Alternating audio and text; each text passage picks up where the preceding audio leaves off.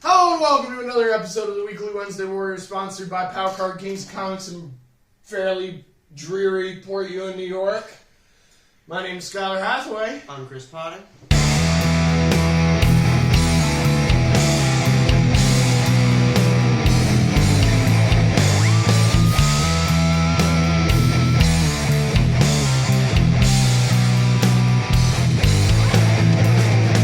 We got some comics today, huh, Chris? Yeah.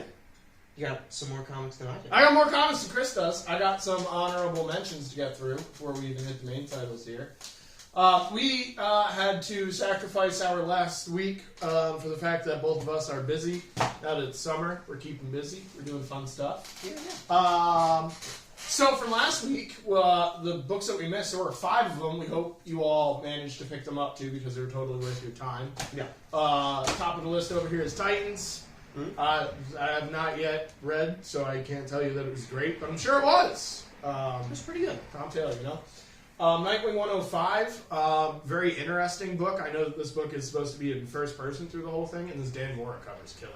I thought it was a little weird though. It kind of made him look like he has like a mustache. Did you see that?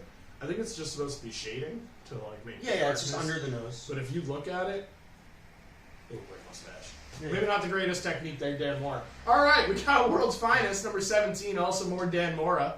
Dan Mora. Yeah. This was really good too. This was just really good. I read it. Solid stuff. Guardians of the Galaxy number 3. It's a Rod Reyes cover. This was okay. Yeah. This was alright. And then we had Avengers number 2, which was also alright. Both of these books are gearing up. Where I'm comparing, unfairly, I'm comparing a book that's 105 issues in and a book that's 16 issues in to 3 books that are barely beginning. Yeah. So there's some work to be done here, and they're going to get better, and they've been consistently good so far. So there's only room to go up, as they say. Suggest you read all 5 of those. You'd be missing out if you didn't. We're definitely going to cover the later issues of them on the show, so if you want to stay caught up. Yeah, stuff's going to come up for sure. We're pretty consistent with the things we pick. For this week, I got a couple of titles. We got the Darth Vader Black, White, and Red. Me and Chris both read. We just weren't. It's a popcorn entertainment book. Yeah. Not a whole lot to beat up over. And these anthologies, not a lot to like talk about, even when they're really good. And stories are short. And to be real, and art showcases. To be very real, we only really picked that issue up for the D-Dub story, and there happened to be a Stefano Raphael story in the back that Stefano Raphael's made it on this show several times.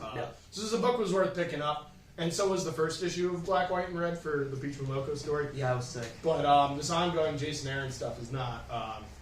We're going to keep going trucking here. We got Warlock Rebirth number 3. I didn't get around to reading this yet, but the number 2 and the number 1 are really good. Shout out to Ron Mars. Came to a signing at the shop.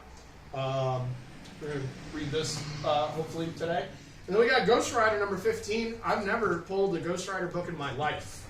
Yeah. If I'm a Batman fan primarily, why would I ever be interested in something like this? This is pretty far from the beaten path. This book is one of the best books I'm reading right now. The art by Corey Smith is really, really good. He did some of the work on Guardians of the Galaxy with Donny Cates.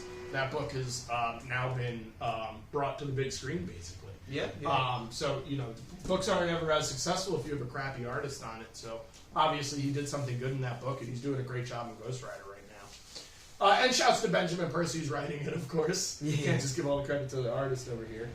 You got any honorable mentions, Chris? I haven't gotten around to it, but I'm really digging Green Arrow by Joshua Williamson. Issue 3 came out this week. Cool. You like that character, you like the book, you don't. There's not a lot for you in it if you're not a big Green Arrow fan, but if you are, it's pretty solid. That's fair.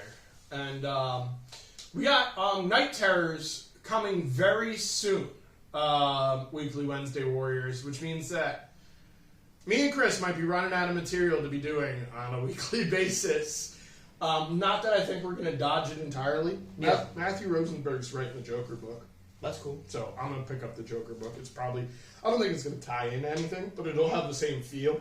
And I like the way he writes Joker. So I'll keep picking that book up. I think World's Finest is continuing too. I don't think that has Mark Waid and Dan Moore on it at all. I think that's Wait, that's getting a Night Terrors one? Yeah. No, I'm sorry. No. There's a Batman. No. I'm working.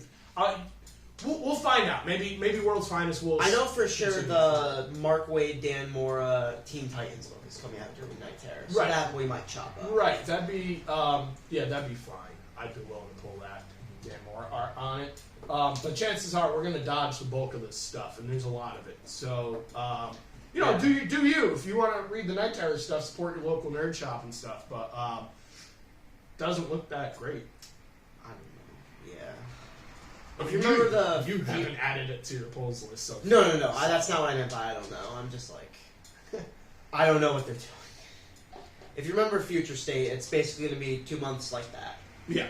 Except with the main book, so at least there's an overarching direction. Yeah. That's going in. Back to the task at hand. Yep. Let's go.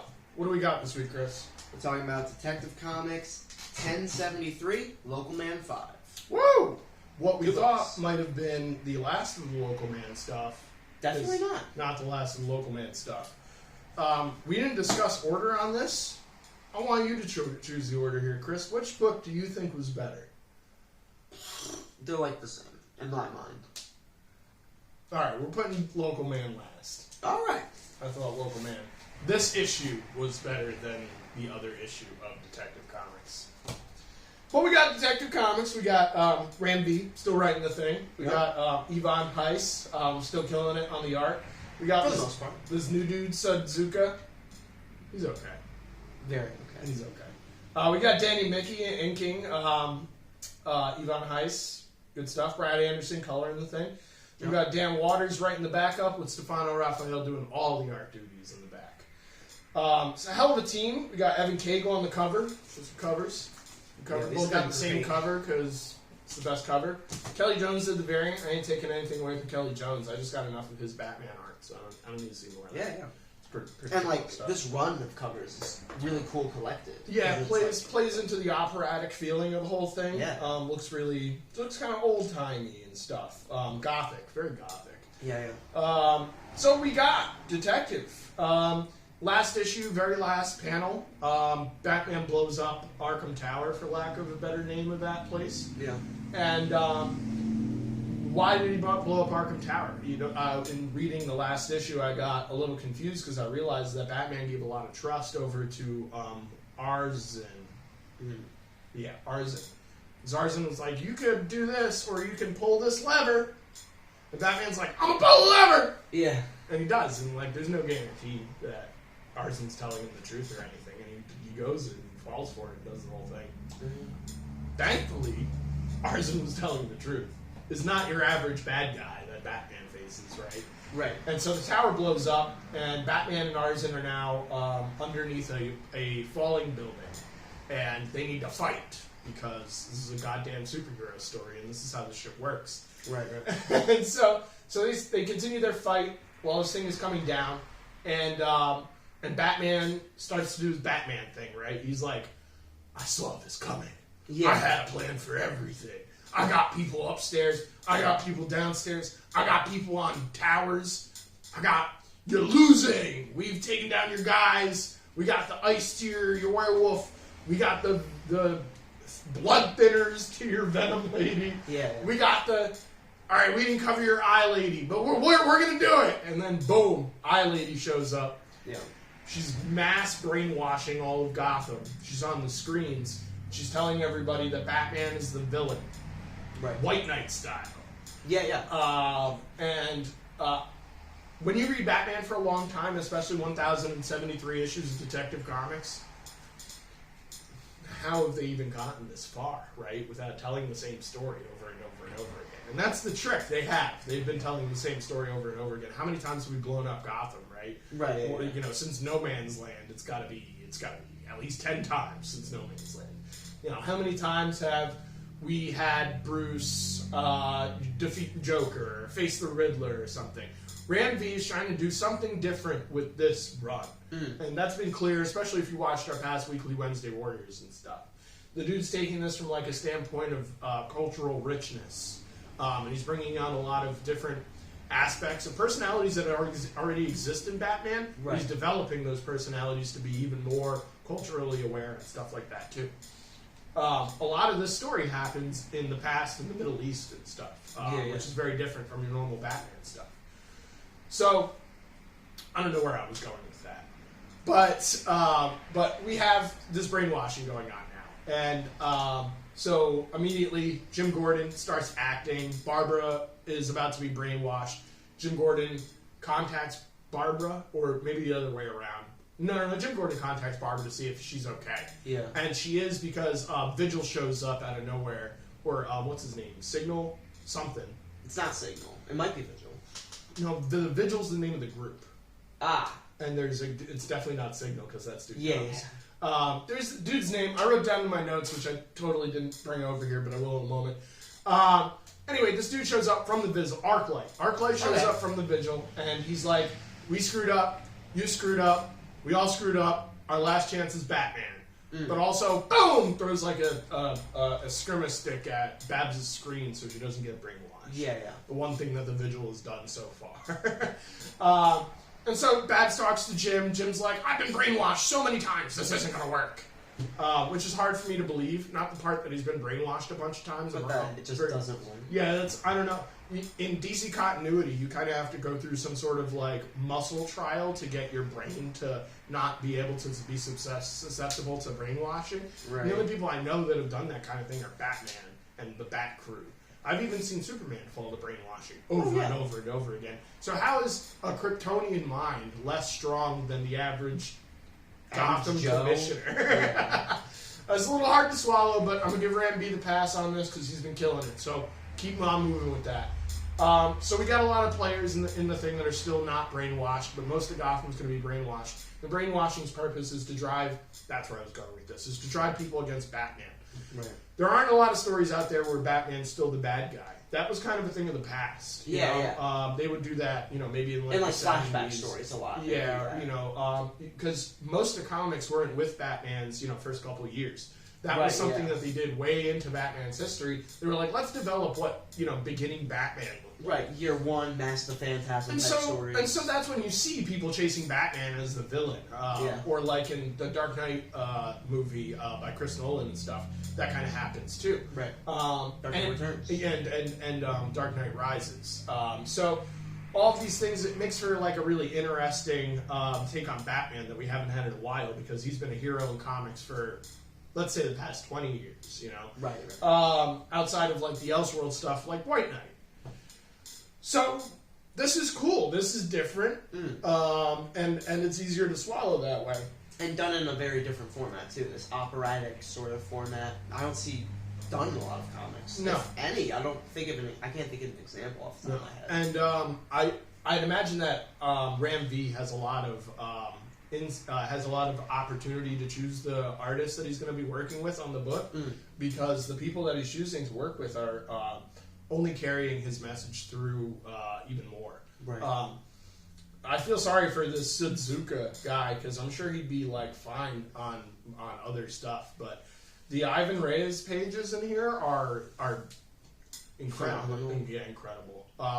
Especially when after Arzen takes the Asmer and starts roiding out and stuff.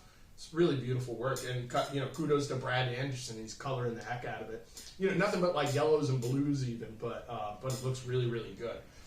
And so that's what's going on with Batman, and he's juggling fighting Arzen, and he thinks he's got the upper hand on Arzen, and Arzen pulls a trick. He's like punching him and stuff. And Batman's like, I've got all your punches countered. And Arzen goes, yeah, what about this punch? And he unleashes, he's got in his fist, he's got some of the Asmer that he crushes, and Batman has to breathe. And then, of course, it's like right next to his face. And a whole bunch of really good, I'll pull that page up too, just so you can see what I'm talking about in the panels. And there's another great panel of like Batman's losing his mind, and there's like green stuff around him. It's like coming out of his eyes and mouth and stuff. Yeah. And Batman is one of those people who's been brainwashed a bunch of times. Yeah. So he might be able to fight this. But what they start to show you is, as soon as he gets hit, he tries to take down Arzen and then escape. And in his escape, he falls into some water. Not sure where that is. They're underground in the sewers, so I can swallow that one. And he starts drowning, or at least he starts to think that he's drowning. And way earlier in the series, we might be on the 13th issue of Gotham Nocturne right now. Way earlier in the series, there was this thing like chasing Batman in his sleep, and it's this Barbados character, this great Bat God. Yeah. And we weren't sure where that was going. We thought that it might have even been tied to the music box that he had discovered and stuff. Well, it's like a pretty common, or it's a reoccurring thing in Batman. It was made up by Grant Morrison. It's in metal and stuff. I knew it was in metal. I didn't know Grant Morrison put this forward. Yeah, he made it for Time in the Batman, I think. Oh, that's ridiculous. It's one of my all-time least favorite Batman stories Yeah. across the board. So I guess this Barbados creature has just been keeping an eye on Batman for the lulz. Yeah. It is probably my least favorite part of this story too, because I don't understand where it's going. There's a lot of theme in this story, Right, yeah. and this is the most confusing portion of it. I never liked when they did it with Spider-Man either, when they gave him like a god to Yeah. sort of be the origin of his Yeah, powers. I like think it. I like the dude who introduced that to him, though. I like other- the the old guy, the old guy in that story, in the Straczynski story. That's like, Oh no. no, not Moreland, but the dude who tells him about Moreland Yeah, and yeah. stuff. That dude was cool. But we don't have a dude like that to like give us the exposition here. We're just kind of being thrown in the water, Yeah. thrown in the deep end, and shoved Barbados. And so all me and Chris are going on here is what we know from death metal and a bad Batman story by Grant Morrison. It's not what you want.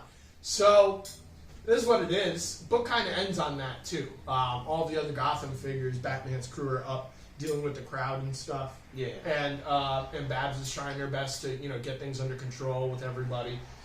And Arzen is presumably taken down for at least a moment so that Batman can make his escape.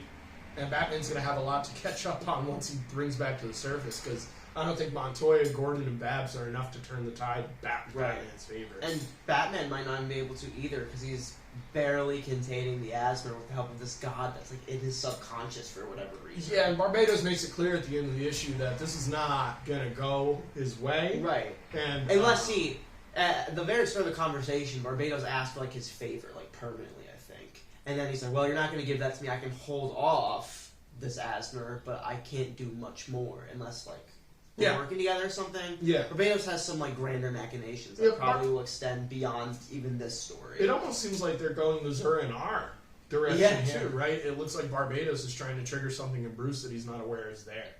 And what would that be other than Zur-En-Arr all over again? And if they, although we've been beaten into, like, Zur-En-Arr's been beaten into us for the past couple months, I would not be pissed if this ends up being partial Also Zur-En-Arr Zur-En-Arr story, because it'd be cool to see Batman, like militant Batman, run around Gotham trying to get this thing under control. Like, not even doing a good job of micromanaging his other knights, just really just being Batman, leaving the Bruce behind and stuff. Right. So I can see that happening, and I can see myself appreciating that too. Chris, did I miss anything in the summary there? Did it without notes, Yeah. so...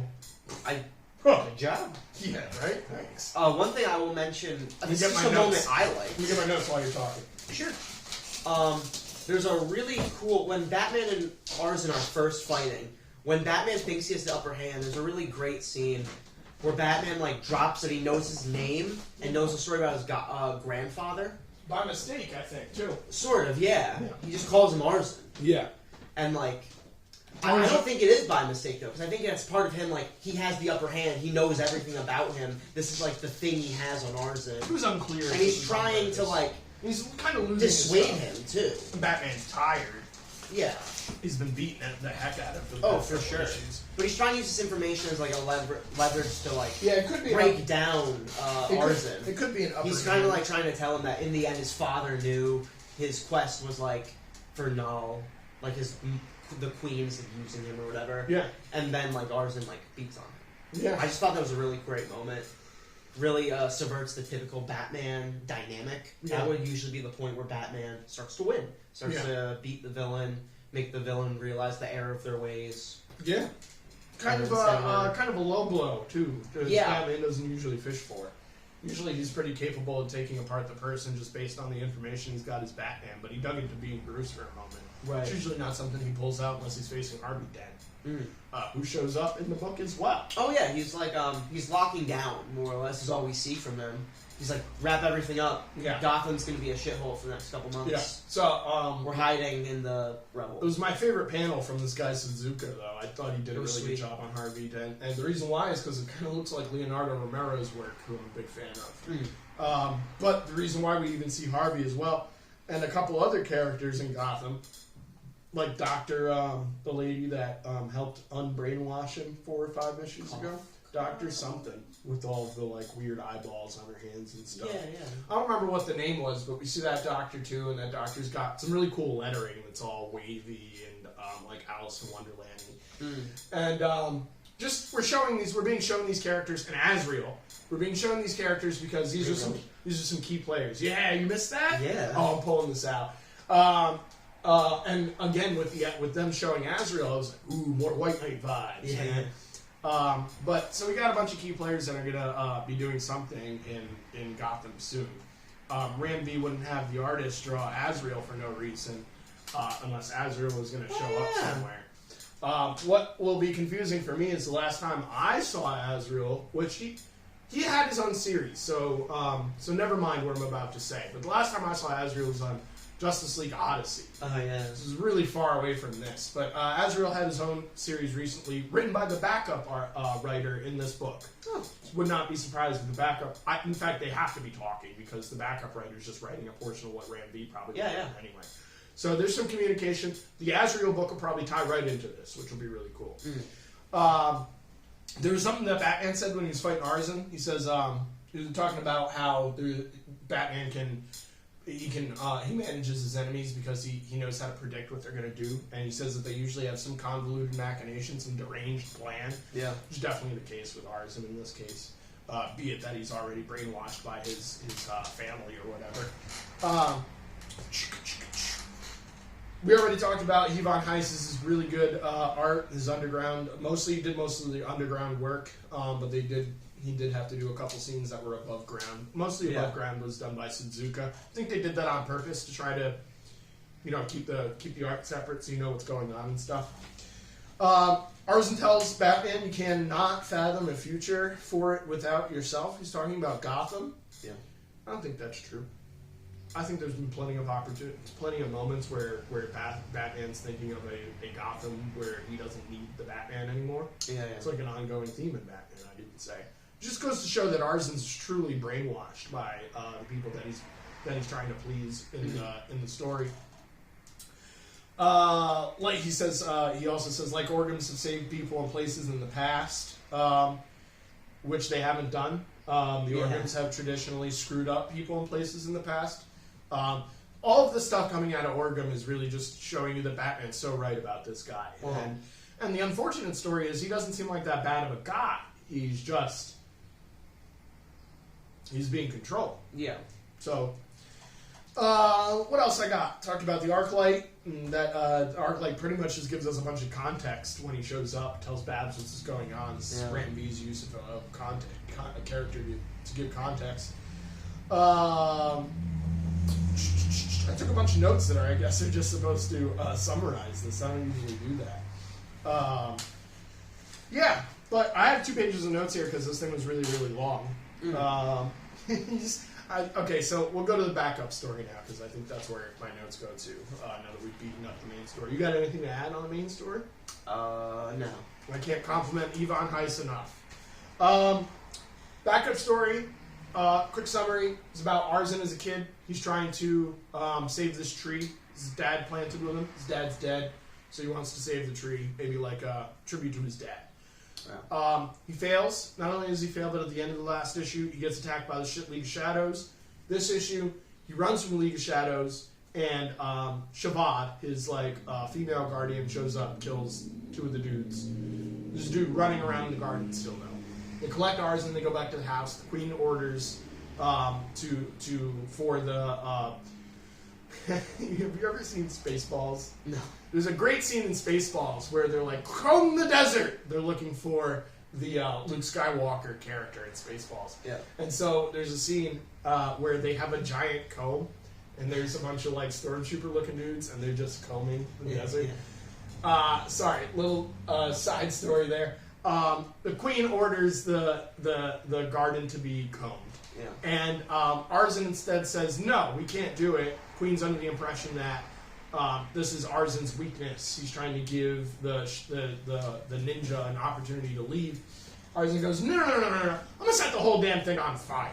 Yeah. So my note says he couldn't save one tree, so he razed the whole damn garden. This is like turning point, like Anakin Skywalker killing the Sand People in Clone Wars. Yeah. This is it. This is the moment that Arzin truly lost his stuff and became fully manipulatable by his mom. And his mom even, they have a whole panel, it's just his mom with a smile in response to, with like fire in her eyes, in response to his finally like joining her team, not siding with his dad anymore. His dad's gone. Yeah, it's kind of horrifying. Yeah, it's really sad too, because you know, with the story we've been reading, Arzin really does seem like a good person. He just has His morals just completely off basis. Yeah, it's you know, he got a similar backstory to Batman, but he didn't have the like foresight to take it upon himself to become a good person. He's been around nothing but controlling, manipulating people. Yeah. They also show us the music box. His mom makes a music box out of the dead tree, what's left of the dead tree, and the music box has like a little tree that comes out of it. I'm under the impression this is the same music box that gave Batman his first hint that like something was coming. I don't remember how Batman got the box now that we're 13 issues in though. And I don't know where the box is now. But it's around. And then I have a bunch of notes about themes, because that's about the whole backup story. It ends after he's lost his stuff and is now going to become the Arzin that we know today. Do you have anything to add on the backup there, Chris? Recurring, like, the tongue-eye motif. Was that in the music box that's under the tree? No, I think there are two boxes. Okay. I think she has one, and that's the box that we first saw in the first backup last issue. And then the second box is the one that's given to the thing. But yeah, we are still creeped out by the tongue and the eyes. Yeah, and that's how we end the story. Yeah. Kind of like repeating where we began. Yeah. In a worse off place, I guess. Shout outs to Dan Waters for doing a really good job of writing a backup. It's really refreshing. And shout outs to Stefano Raphael, again, who's been on Daredevil work, has been on the main book here in Detective Comics. Has been, it was Detective, right, with the Solomon Grundy stuff that he was doing with the girl in the underground and stuff. Yeah, It's yeah. not Zdarsky's story, right? No. Yeah, really good stuff. This is a great book overall. And 9 out of 10, no problem. Probably would have been a 10 out of 10 if Ivan Rice had done the entire art duties in the book, but, you know, he's doing so much, I can't make him do everything. Right. I got a bunch of themes. I'm gonna list off some themes. See if you picked up on these same themes. First one is personification of cities and nature. Yeah. Don't need to beat that one up too much. They talk about That's just in the dialogue. specifically in this book. They talk about like Gotham being a person having feelings and stuff. Picking its savior and stuff. Yeah. Siding with someone. The theme of family. You know, from Arzin's side, from Bruce's side. And, you know, the expectations that people come I think with. going off that, like, nurture, too. Like, how someone is raised. Yeah, exactly. Tradition, specifically Barbados, you know, making sure that Batman follows in the path of the Bat. Arzin follows in the path of the Village of the Wind. You know, deserting his father's ways and stuff. Following in the fact that he needs to go and save a city somewhere, you know, and be the true Orgum that he was born to be and stuff. Destiny also plays into what I was just saying. I could bring on Montoya for that, though. Montoya's been a character in Batman for such a long time. Jim Gordon leaves the position. Who's a better person to give commissioner to than Renee Montoya? Faith, not as prevalent, but still there. The Barbados thing, the faith that Gotham has in Batman, the faith that the Arzin family has that they are deserving of Gotham and are its true saviors and stuff. Right. Then we have darkness, light, in both ways. You know, Arzin is somebody who's battling with that constantly. Batman, somebody who's battling with that constantly. So that's definitely there too. War. That one I think is pretty clear. You got two battling factions, the Orgums and the Bat Fam, trying to get things under control. And also Talia al Ghul, Ra's al Ghul, and how they played into this. The fact that now Batman has a son that's relative to that family too. Kind of been forced to side with Ra's al Ghul to some degree in that regard. He's taking down Ra's al Ghul's enemy by proxy and for different reasons. Yeah. Responsibility. That's a huge theme here. Batman carrying the city on his back at all times. Arzen trying to take that duty away from Batman. Right. The responsibility that Arzen's parents have had to raise him and create him to the monster that he is today.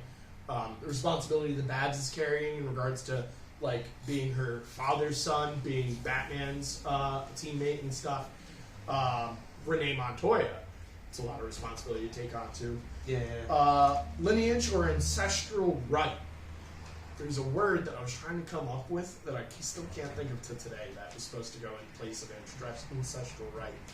But something like, yeah, I think it was just birthright. That's funny. So simple. Arzen has this birthright to Gotham. Batman has this birthright to Gotham. They're two sons of Gotham in some format, trying to fight for it. And Renee Montoya too, in the same like she's just the next best cop to take the duty. Maybe not ancestral, but in the same form. Expectations. There's a lot of expectations for all the characters in this story going on. Even down to like just Nightwing and Batgirl. They have to make sure that they keep everything under control so Batman can actually do their duties and stuff. Yeah. The Vigils seem to expect a lot out of Babs and Batman and didn't seem to do much themselves. Arclight shows up to tell Babs she's doing a bad job. Rite of passage. That's another huge one. Almost all the characters have something going on in that format. Arzen and his needing to do what his father has done, failed to do, and accurately also fail on his end.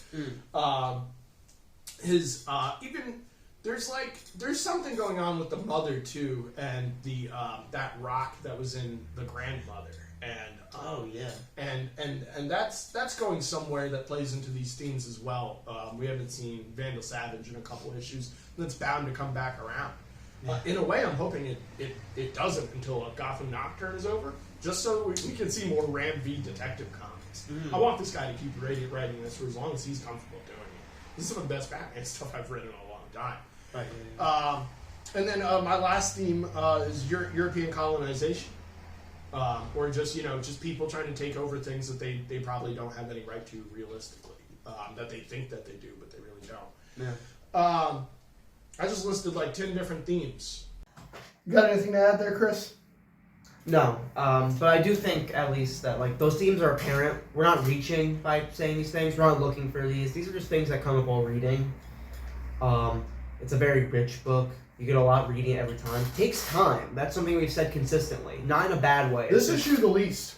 Well, yeah, these have been action issues. The last two, I think we've said it took less time than usual. Yeah. But definitely the first couple issues we covered 30, 40 minutes on a single issue. 22 pages or so. Pretty unusual. And that's just because there's a lot to chew. There's just a lot in these books. Yeah, I did sit there and think about the themes for a while just because I felt like the issue was kind of short and I had the time to do so. I didn't think that long about it. Right, yeah. You're not looking for these things. They come to you. They're there, yeah. You just think about the story. Yeah. So, moving right along, Local Man. Yeah. Which I should have. Oh, I'm glad you spun it around to the B side. They both got the regular cover though. You want to hit the summary since I basically did all detective there? Yeah. So Crosscheck is still in the 4th gen facility. Yeah, the Just chilling. black spot. I guess. Something. Sort of like looking at the old 4th gen team. He sort of mentions that he was a member of 4th gen, but he left before they ever did anything. Yeah. Like while the facility was still being built. We had a flashback a couple issues ago when we see when Crosscheck left, joined the team, something with the Hodag. And the story. Yeah, from issue 2, I think. I'm only mentioning it because it comes up later. Issue 3, but in any case, okay. Yeah. It was the real purpose of that was just to show that Crosscheck was already a member of the team by the time they were building the 4th gen facility. It was a little confusing why they were putting it there up until like this issue where you realize that Cameron Crusader was really trying to source the Middle American vibe for his team. He wanted the team to be as morally and ethically religious as possible. Okay. Because I don't know, where in history and comics do you see them put a like a mutant training ground in Wisconsin? It's like it's either in California or it's in New York. Oh yeah. It's either West Coast Avengers or it's East Coast Avengers, or it's the Brotherhood of the Mutants in the city, or it's the Charles's Westchester House for Mutants. It's never like some Middle American Tennessee place that they're training. These, I don't know. It's such a strange choice, but now we know why. Is they're trying to really build upon this Middle American over religious community dynamic, because I guess that's just the people that are really invested into characters like this. Right. And Inga's husband is still shot. There's this dude coming for Crosscheck. Do you remember his villain name? They don't mention his real name. It's something ridiculous. Does he even get a villain name? Yeah. I don't remember. I don't have my notes today, but it's something ridiculous and over the top. I have my notes in that is not even something I wrote down. All right.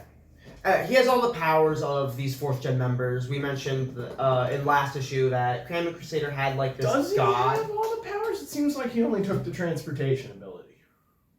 I feel like he had another one, but maybe because like the Sting guy could sting people. We didn't see that from him. The Sting guy also had super strength. We didn't see that from the guy. The other girl could set things on fire. The other girl could summon water and stuff. It seemed like the only power he actually had was this character Peekaboo's. Slick was all oily. He definitely wasn't all slicked up and oily. But he wasn't a member of 4th Gen. Definitely he took not. the powers. Camo Crusader gave them to him with this god. He's some crazy. cradle. He's some crazy dude that Camo Crusader must have contacted. That had contacted 4th Gen to become like a superhero. Didn't work out. Then Camo Crusader saw a purpose for him. He swears like Camo Crusader is the next coming of Christ too. Yeah. Really invested. He's in almost this character. he's like almost like a zealot for him. Yeah, for sure. And we get a good fuck cross-jack from him in the midst of him fighting Drac Xavier, too. And he's just cutting him. He's like teleporting around, cutting him with a knife. Jack is barely able to fight him. They're sort of going back and forth. You know, this guy is really mad at Jack Xavier for the reasons everyone mad at Jack Xavier. He had an affair, thinks he sullied Cameron Crusader. Yeah. Just beating up on him. And then Jack starts to get a couple good licks in him. And then, again, stops. He starts to be able to punch him because his dog Pepper bites him. He starts to, like, with no teeth. Like, this dog is so old, it's just gum. But it's trying to protect Jack. And, like, he says something about, like, Cameron Crusader raised me to, like, I have no mercy in my body. And he just crushes the dog. And smashes its skull. There's like blood all over. The dog's been with Crossjack basically throughout the entirety of the comic. That's why it's still with us now. It was at the site with Camera Crusader too. It had gone through the quarry with Crossjack. Yeah, this dog, there's something up with the dog. Even aside, I think, from what we're going to go into in a moment. Right. But a couple other things I wanted to add at the beginning of the summary. The book opens up and there's this beautiful scene of the sky and stuff, and it's all like sunset, the sun is rising. Jack's been at this black site overnight. Yeah. And he's been reading these files that he found on a counter that the detective had left there, maybe for him, maybe not. Detective is dying on the outside, not just shot, but like bleeding out. Jack, after reading the files, starts rubbing his hand on the wall. I don't remember what the purpose was here, but he finds a way to get out of the room and into other parts of the 4th Gen facility. It's when he enters other parts of the 4th Gen facility that this villain, this mullet villain, the mullet villain shows up and starts doing all this stuff, transporting gimmicks. It's a really cool page where he like jumps from 3 different places. By walking through like the panel borders. Walking through panel borders. It was really cool effects by Tony Fleeks. I really like the way that he was using shading. Tony Fleeks even did some interesting things here where he broke and did image style panels like 3 times. There was one where, I think I made a note of it on page 5 after we are under the impression that Mullet Villain has killed his dog, literally stomps his dog. Yeah. He loses his stuff. Art breaks, looks like Rob Liefeld's Captain America. Throws something at Mullet Villain. And then that reoccurs again on page 9, only it's the whole page. And even the villain is drawn differently. And not well. it's rendered poorly. Like his shadowing on his arm is incorrect, and it's all awkward. He's got like a knife, but Crossjack is rendered really well, and Super Captain America, and he's got his shield, and he's throwing it, and he's taking this dude out. He's got like this Rob Liefeld, like heavy eyebrow face going on. Tony Fleecs really pulled out his 90s young bloods. And there's even a line here when he's talking to Crossjack, Mullet Villain, says something along the lines of, I'm a young blood, wildcat, hellspawn. Yeah. Not some fake ass third gen, which is a fifth wall breaking shot at the book. Yeah. Which is pretty funny. But like Chris was saying, this battle is going on, and through a couple different places. They keep on transporting through stuff because this guy's got the same powers as one of the people that were supposed to be on 4th gen that we find out later in the book is named Peekaboo. Right. They fight. Inga shows up and shoots him like a couple times. We learned the cop, as he's bleeding out, told her he loved her. She was able to get to the site in time. That's what she the hospital. That's tells what she says. us. Very important. That's what she tells us. And not only that, but Crossjack did have the upper hand right before that. But in Mullet Villain's weak moment, he decides to try and transport a workout machine over Crossjack's head like some sort of coyote, like Wile E. Coyote cartoon. And it doesn't go through all the way because Inga shoots him in the midst of his concentration. Yeah, so 6 times. Saves, unloads the magazine. Yeah, this guy is dead. He's dead. And saves Crossjack in the process, which is only fair. Crossjack momentarily, the issue before, saved her husband. Husband momentarily, issue before, saved Crossjack. Everybody's saving each other. There's a whole thing, little threesome thing, rubbing each other all over again. So, comic ends pretty shortly after that, right? Right, yeah. Crossjack goes home. His parents know. Oh! That's not what happens next. Neon and third gen show up. Yeah, Neon and third gen show up. Yeah, they're pissed at Crossjack for killing Cameron Crusader. That they find out right there and then. Yeah. Then Neon goes and attacks them, and all of third gen thinks that they're about to break into a battle scene. Classic superhero form. Right, and she just destroys him like verbally. And then she backs them all up and says, "Let me just rip this guy to pieces for a moment." Does so. Tells him he's a bad person. Tells him he only cares about his icon. His image, which I'd say was appropriate up until this comic book started. Yeah. But that's why we got the Hodag flashback, which was very scripted at the time. Like, it felt hokey. Yeah. In that issue, which part of the comic book feel, but also in universe, it is scripted. Hodag and Crossjack were almost working together to get him onto the team, to get the publicity. So he can have this hero moment before he leaves his hometown. And, like, they tell Crossjack, like, the reason everyone here hates you, they know about the affair. That's not the main reason they hate you. It's because you left as 4th Gen was just starting out and, like, destroyed all these jobs and opportunities for the people in this town, basically by being, like, trying to be a celebrity. And that's what that, like, crazy American Mullet Villain says, too. Is, he's really, his dad lost his job, and that's, like, his primary reason for hating Crossjack, which is pretty ridiculous. People lose their jobs all the time. Right. He died like a newspaper boy, so I think what he really has, like, a his father became a newspaper boy and died at the age of 64, still a newspaper boy. Yeah. I like that they kept things consistent with this crazy mullet villain, that he is also some religious middle American nutbag. So Neon rips him apart. She tells him the only reason she ever was with him because he was simple. And he's a she lot didn't have less to worry about he's him. a lot less simple now. But what I would say is he's still an idiot and still very easily manipulatable. That is definitely Jack's biggest falling, is that he might think he's in control when he's not actually in control. He's been manipulated by at least 2 different characters so far. Cameron Crusader and the Hodag. If it wasn't for the Hodag trying to bring Crossjack into this, Crossjack would have never bothered to do any of the things he's doing. Right, yeah. So we're going to find out in this issue that not only is it those 2, but even Inga is manipulating him. Right. So I've been saying since issue 1. Yeah. Fucking called it, dude. I read too much Tim Seeley stuff is what's going on here. I know his beats now. And they sleep together too before we find that out. Right after... Like a big affair scene. Right after Neon leaves him, they all go home or whatever, and then we flip the page, and everything has... He's like having this monologue about trying to be a good person. Everything is dissolved from the story, but now we have our ending lesson that Crosscheck has, and he delivers it from the bed of Inga, which has almost offended me, because here I am, 5 issues in, I think Jackie Xavier is trying to build himself a good person, is trying to establish himself as a hometown superhero, is doing really well for himself, and what does he do? He fucking fucks up all over again. He saved this woman's husband. He seems to respect him even, like when he thought the dude was dead, he was like, oh no, Brian, like he gave a shit. What is wrong with Crosscheck that he's gonna go and sleep with this dude's wife? Is there really...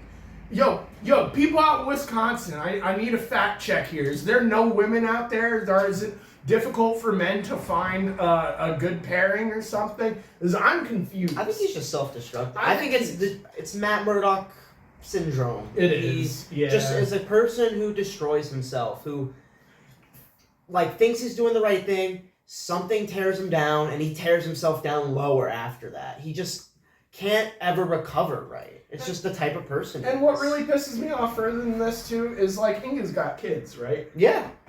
I don't even That's remember. not cool. That's not cool. She totally got kids. That's not cool. So, but I mean, it's it takes two to tango. Inga's just as wrong as she is, and her husband is on his potential deathbed as she's doing this. Yeah. So if I thought she was evil in issue 1, I know she's evil in issue 5. And we even go up further from that, Chris, right? Yeah. She's on issue, continues. She's on a conference call, and immediately something's wrong, because she's talking to these people about Camo Crusader, and what, that he's dead, that we never needed him, that he was always, he was too much, too religiously crazy. driven. Yeah. Never helped out. Whatever their goal is, someone, asks her, do you think your heart's in the right place? What are you going to do about Crosscheck? She's like, don't worry about that. My whole life I've known, you only take from this town what you can get, and then you leave. And she enters into, this garage that's filled with, green, almost, super tech. Alien. You're confused. Oh. It's the AFEC engine. Oh. And the God Chair. And not only is it both of those things, but there's a panel when they're dissolving everything that happened in the story. There's a panel where her truck shows up to take the God Chair from Camo's lair, and they put it into the baked goods truck. You had to really be paying attention, but since I've been looking for Inga to be the villain for 5 issues, I was keeping my eyes out for that kind of stuff. And I saw that and immediately was like, this is gonna immediately go somewhere.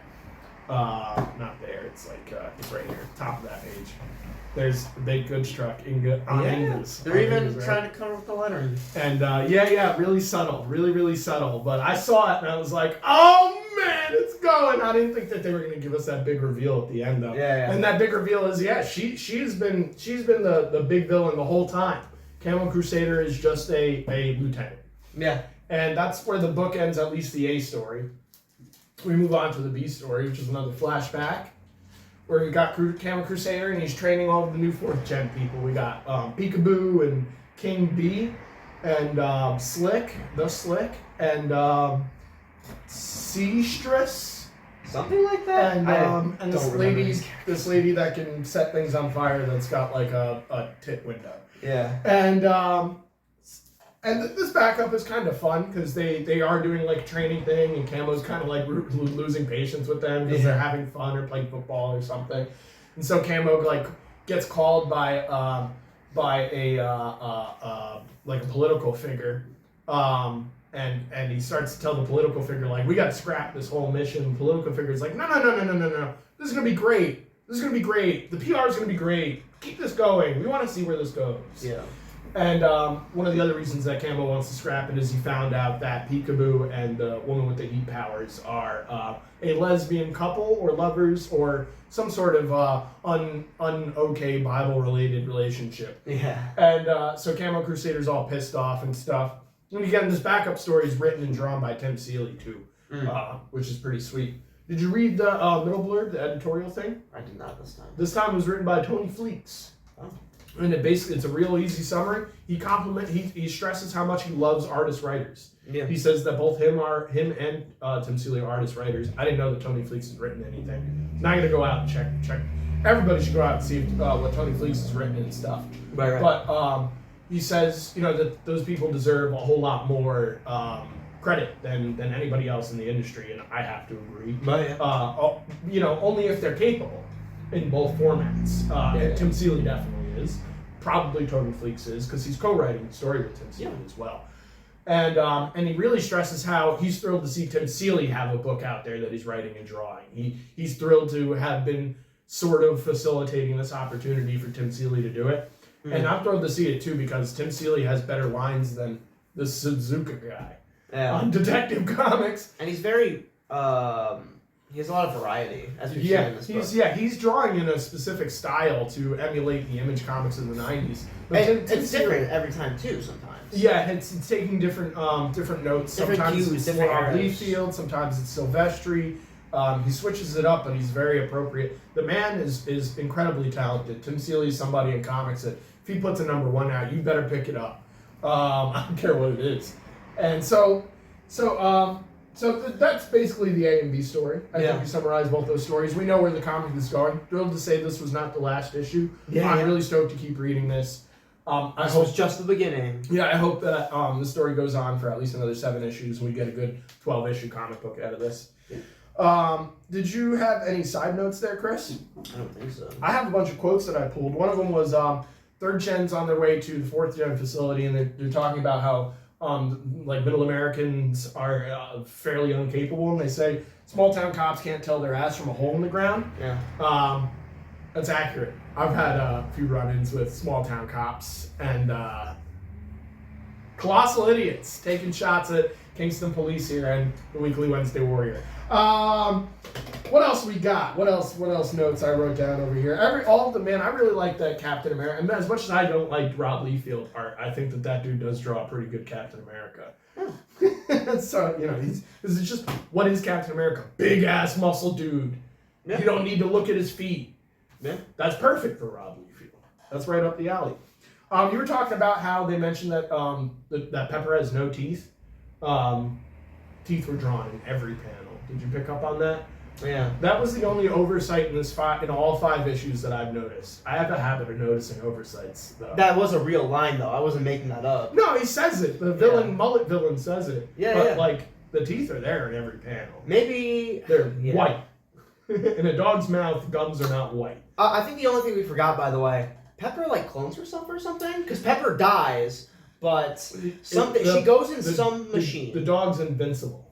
It's invincible. It's an invincible dog. Yeah, because it's the same dog that gets crushed is just fine later. Yeah. Well, we see a flashback, almost randomly to them walking in a machine. So I guess it's a new development. The flashback is while the Camo Crusaders beating up Crossjack, Pepper runs away to get away from the action and runs into one of the tubes that gives powers. Yeah. Power is invincibility in this case, I suppose. That's a good point. Yeah. We said that Jack isn't very smart. I noticed that we haven't had one of those panels where there's a bunch of space over Jack's head, and I think that's because not a lot's going over his head anymore. Yeah. I know that there was a whole bunch of panels, even a panel where it was Inga and him, and there's just a bunch of space over their head and stuff. We didn't get a lot of those. I think that's just a sign that Jack knows what's going on. Yeah. And also the beginning page, the fact that it was dawn. One of my favorite quotes from Batman movies is "The night is always darkest before the dawn." And issue 4 was pretty dark. We find out that Camo Crusader is the biggest villain, trying to take down Crossjack, almost killed a cop and a dog. And then this issue would be the dawn, where we have the dawn of the new villain and what's to come. Mm-hmm. And we don't know what really happened with all of those backups from 4th Gen either. So that's another seed that should show up later in this comic too. I was at this last 6 pages. I was at the edge of my seat too. Because I knew, as soon as I saw that God chair, I was like, I know where this is going. And so I'm reading oh man. So the last 6 to 10 pages of this book are really good because they're keeping you you're at the end of the story and you're reinvested in the story all over again because of 4 panels, the only thing outside of this tells me I gotta go pull this out and read a direct quote from page 34. I thought that, did you look at the superhero ratings on all of the 4th gen people? No. There was a joke in there. No. So like Crosscheck had like a 5, Peekaboo had like a 9, and like Bee Sting had like a 7. You know who's got the highest rating? Oh. The Slick. You know why? Oil. Ew. That is the only reason they gave, is oil. He is super slick. There is totally something I wanted to read though that the Slick says. Yeah, it's right here. The only thing outside of those walls is corn and girls who think dudes put fireworks in their asses are husband material. So if you grow up in a small town, as me and Chris had, you tend to notice that a lot of the jackasses that make a jackass of themselves get a lot more attention than the people that don't. Me and Chris, being one of those nerdy dudes that likes to read comics and stay to themselves, didn't put any fucking fireworks up their ass to get the attention of the opposite sex. Yeah. So, you know, that's such a true statement, though, that the Slick says, because in a small town like that, people get bored and do stupid shit, mainly drugs, usually, but often dumb shit like that. So I thought that was a hilarious little thing to take away. There's an editor's note in the backup to Wildcats 1 through 3. Did you catch that? Yeah. The politician is talking to Crosscheck. I guess the politician is from Wildcats. And they talk about how they talk about something relative to like Wildcats is doing really well with this. We should see where 4th gen is going with this and stuff. So I thought that was cool. That was our real, outside of Shadowhawk, that was our first real tie to those 90s Image books. So much so we got an editor's note. Go read the first 3 issues of Wildcats. Neither me and Chris are going to do that. No, that's really strange because Image doesn't even own Wildcats. That's a DC thing. Yeah, I'd imagine Tim Seeley hit up Jim Lee and was like, hey man, will you let this slide? Yeah, I'm sure he still owns. I'm actually fairly certain. And also, and technically, those are still Image titles. Right, yeah. They have the Image property and like on them. the politician character was probably a shared character. Yeah, probably just across knowing a lot how of books. those things worked at the time. Yeah. But I think we've pretty much beat this up as much as we can. I'm really excited to see the rest of this. So the reason why I would say that you buy these titles is the same reasons we've been saying. This is the best Batman book on the wall. That's a big statement because both me and Chris are Zdarsky fans. Chris more than I am. Yeah. We hadn't read a lot of Ram V prior to this book. Chris almost none. And here we are praising this as the best Batman book. So that's got to say a lot. Even Heiss is killing it. I don't care who's on the goddamn Batman book Zdarsky's doing. Ivan Heiss is doing a better job. Who you got? I like Jorge better. You like Jorge Jimenez better than Ivan Heiss? Yeah. Oh my. What? So you put Jimenez on this detective comics? You think he'd be doing a good? No, I don't job? think this is a book for him. They have two. But I like they have two different more. skill sets. Is I think more accurate. And I I could say, don't think either one's better than the other. Yeah. But I would not throw Jimenez on this. I'd throw Jimenez on like a Power that's not what I'm Rangers saying. book.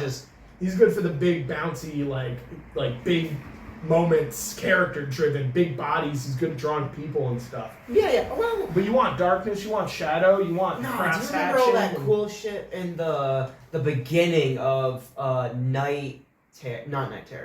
Fear State? Like the first couple issues, like the Scarecrow stuff. I think all that was great. Yeah, He can do a hell of a job. I feel like if he was on this book, he would prove that he could do a good job. He's just not. And Ivan Hayes is great. Yeah, you're right. Like all those And like scenes, he's not on these books, it doesn't matter really. like all those scenes where Bruce Wayne had like his eyes like really pulled back and stuff. He can do it. I think Ivan Hayes is more geared towards it though.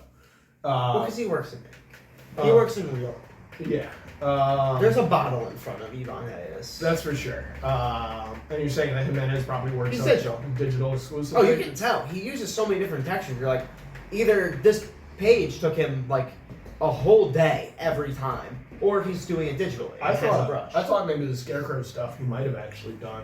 Because it does look more like this kind of style of art. But It's definitely all digital. It's probably all digital. Because he throws tones on his pages too. Like Yeah. for the colorist, they're gray. There's a lot of gray on the original Jorge Jimenez pages. Yeah. I don't really have many notes other than this. There was a moment where Jack gets hit with his own shield that I thought was pretty funny. Yeah. It goes through like a transportation thing. He gets hit with it and it's almost knocks him out. But my real last note is literally the word "wowee." 5 issues of really consistent, amazing comic books. It's unrelated to anything else that's happening on the walls. Doesn't need an event book to make it good. Doesn't need a big crazy artist that's coming from like Spider-Man to make it good. No. John Romita ain't drawing this damn thing, that's for sure. And this is it's incredible stuff. I have circumvented all of my comics from last week to read these 2 issues. Right. Which means that all 5 of the titles that I honorary mentioned from last week take a second spot to both of these comics. Oh yeah. This was a great week to end on because this is like the height of comics in June. Like we're ending on a bang. I'd say so. And cool stuff to the future. I hope Detective doesn't go on a hiatus, man. This is one of those stories that if we have 2-month break from it, Oh, you might just like lose it. it's just going to be tough to pick up because there's just so much in each of these issues. That being said, support your local comic shop. Buy Night Terrors, please. There's some cool designs. There's some cool stuff in those books. Tim Seeley's writing one of those books. It's a character that's brand new, so I don't remember what the name of it is. Yeah, it's another one of his like vampire characters. But, it's almost like the Unforgiven stuff that we tried. Yeah. But Which you know, was solid. we'll see what happens. Either way, thanks for watching. Pay attention to next weekly Wednesday Warrior. We try to do this every week, and we do mostly. Yep. Our Shonen Jump June issue is up. Check that out if you like the Shonen Jumps, if you like manga, Dragon Ball Z, and all that good stuff. Thanks for watching. Have a good one.